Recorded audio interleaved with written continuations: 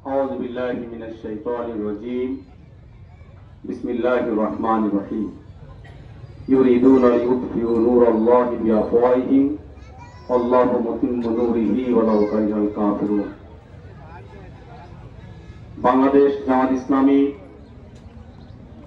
Bashbari union কর্তৃক আয়োজিত আজকের এই গণসমাবেশের সম্মানিত সভাপতি, উপস্থিত বাংলাদেশ জামাত ইসলামীর বাগারপাড়া থানা ইউনিয়নের বিভিন্ন ইউনিয়নের নেতৃবৃন্দ, সংগ্রামী জনতা, আসসালামু আলাইকুম ওয়া রাহমাতুল্লাহ।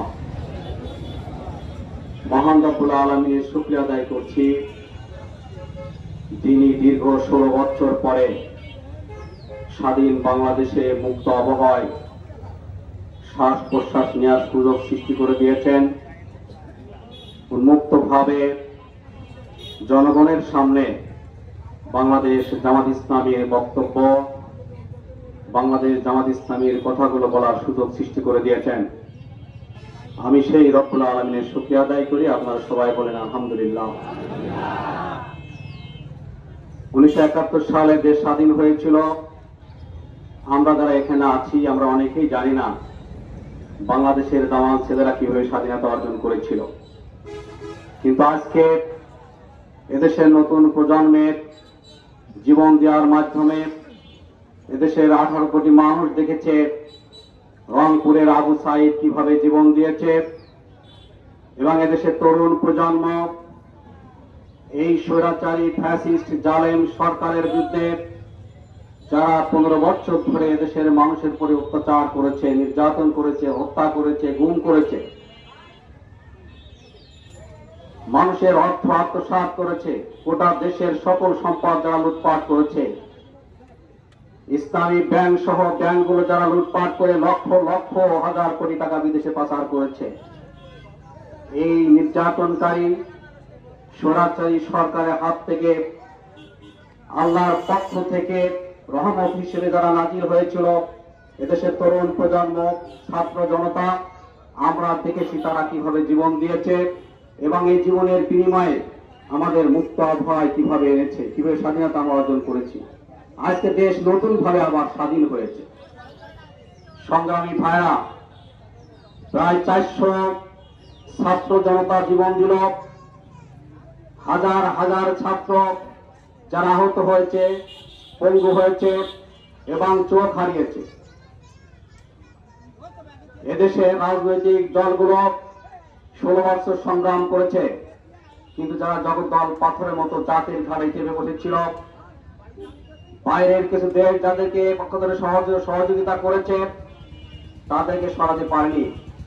কিন্তু যখন এই তরুণ প্রজন্ম মাঠে নেমেছে তখন আমরা যখন দেখেছি সকল বিশ্ববিদ্যালয় থেকে ছাত্রলীগ নামের সন্ত্রাসী সংগঠনের এই কসাইরা বিদায় নিয়েছে, তখনই কিন্তু আমাদের মধ্যে আশার আলো জেগেছিল এবার এই সরকারের আর রক্ষা নাই, এদের পতন হবে ইনশাআল্লাহ।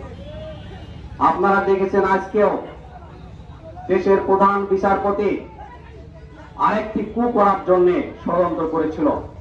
সুপ্রিম কোর্টের ফুল বেঞ্চ ডেকে সেখানে সরকারকে অবৈধ ঘোষণা করার জন্য একটা তারা আইন করে দেওয়ার সিদ্ধান্ত নিয়েছিল।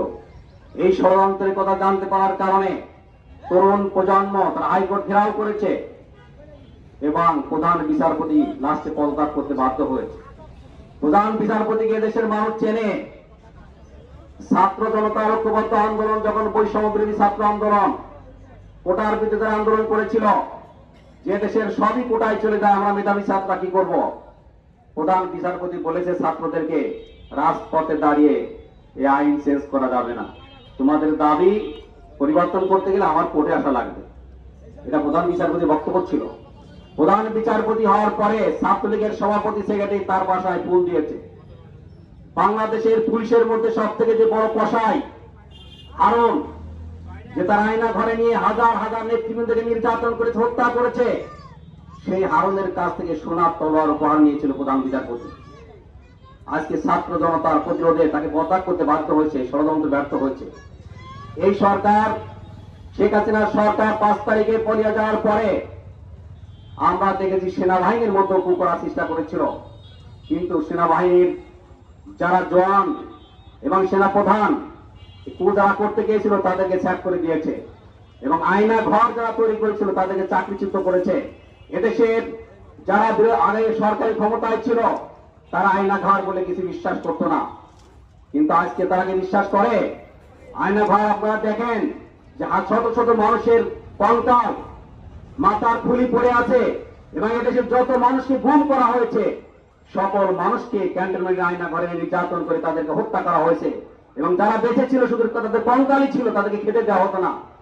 ব্যারিস্টার আরমান এবং ব্রিগেডিয়ার জেনারেল আব্দুল্লাহ আজমি সহ অনেকেই আয়না ঘর থেকে বেরিয়ে আসে, তারা ছেড়ে দেয়নি, তাদেরকে বিভিন্ন জায়গায় মাঠের মধ্যে রাতের কথা নিয়ে গাড়ি থেকে তাদেরকে ফেলে দিয়েছে, এবং সেখান থেকে তারা আস্তে আস্তে জনগণের ঠিকানা নিয়ে তাদের বাড়ি এসে পৌঁছেছে।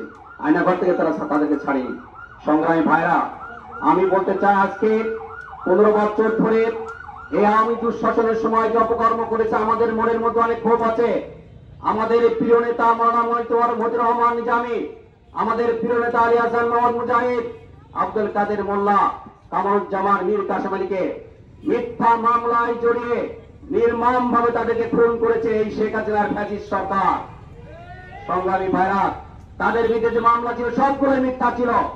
আমাদের দেশের কোটি কোটি মানুষের দায় স্পন্দন আল্লাহুদ্দিল্লাহ হোসেন সাইদি সবাই জানে, তার বিরুদ্ধে মিথ্যা মামলা দিয়ে আমৃত্যু কারাদণ্ড দিয়ে দীর্ঘ প্রায় 13 বছর কারাগারে রেখে লাস্টে তাকে গত বছর 14 আগস্ট ষড়যন্ত্র করে কারাগার থেকে এনে তাকে হত্যা করা হলো।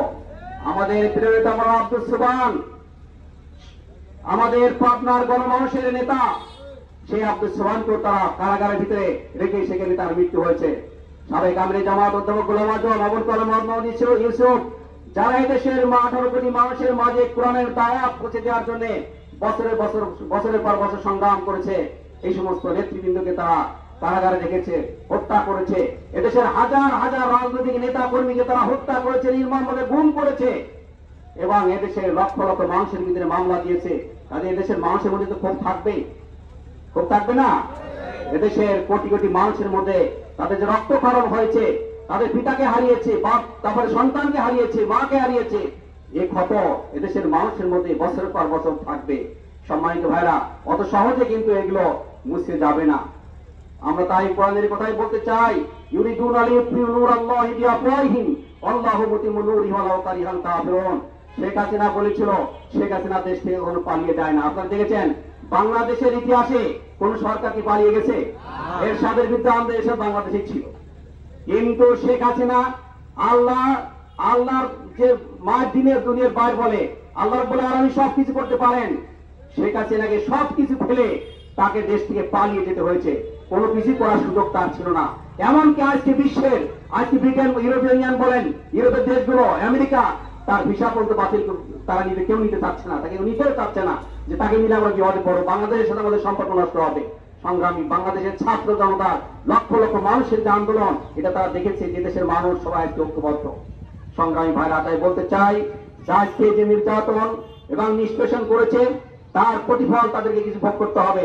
আমি বলতে চাই যে আমরা বাংলাদেশ জামাত ইসলামী, আমি একটা আয়াত পড়েছি, সাথে একটাও বলতে চাই, আল্লাহ কোরআনে বলেছেন, ওয়ালাকাদ বাসনা ফি কুল্লি উম্মাতির রাসূল আন ইবুদুল্লাহ ওয়াস্তানিবুত তাগুত। এমন কোন কওম বা একজন জাতি ছিল না যাদের কাছে আল্লাহ রাব্বুল আলামিন আল্লাহর পক্ষ থেকে নবী পাঠায়নি, এবং যে নবীরা পৃথিবীতে এসেছিলেন তাদের দাওয়াত ছিল তোমরা আল্লাহর দাসত্ব করো, তাগুতকে তোমরা পরিহার করো। তাগুত কারা? যারা কোরআনের বিরোধিতা করে, কোরআনের মাহফিলকে যারা বন্ধ করে দেয়, কোরআনের মাহফিল হলে যারা হত্যা ডাকে, বোমাবাজি করে, কোরআনের মাহফিল করতে গেলে যে আলেমদেরকে তারা ঘাড় গুলি দেয়, তারা আছে তাগুত। মসজিদে কোরআনের কথা বলা যাবে না, কোরআনের মাহফিল করা যাবে না। কারা করেছে? এই বিগত 15 বছর ধরে আওয়ামী দুঃশাসনের সময় মানুষ কোরআনের মাহফিল করতে পারেনি। অনেক সময় অনুমতি নিতে হয়েছে, তাও ব্যর্থ হয়েছে, অনুমতি বাতিল করা হয়েছে, অমুক আলেমকে আনা যাবে না, সে কোরআনের তাফসীর করে, কোরআন তাফসীর করা যাবে না। আল্লাহ রাব্বুল আলামিন পবিত্র কোরআনে বলেছেন, ওয়াকালাল্লাযিনা কাফারু লা তাসমাউ লিহাযাল কুরআন ওয়ালগাউ ফিহি লাআল্লাকুম তাগলিবুন ফালা নুযিকান্নাল্লাযিনা কাফারু আযাবান শাদীদা। এই যে সূরা ইসের মধ্যে হামিম সিদ্ধার মধ্যে আছে, আল্লাহ মক্কায় নাযিল হয়েছিল একটা।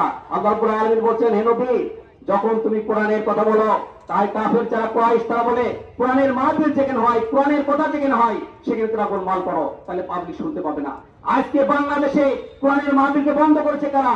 144 ধারা জারি করেছে কারা? কোরআনের মাহফিলকে বন্ধ করে দিয়েছে এই আওয়ামী লীগের সরকার এবং তার সন্ত্রাসী বাহিনী। তারা হচ্ছে তাগতি শক্তি। আল্লাহ রাব্বুল আলামিন বলেছেন তাগতি শক্তিকে তোমরা পরিহার করো। সংগ্রামী ভাইরা, আজকে বাংলাদেশ জামাত ইসলামী একটা ন্যায় এবং ইনসাফ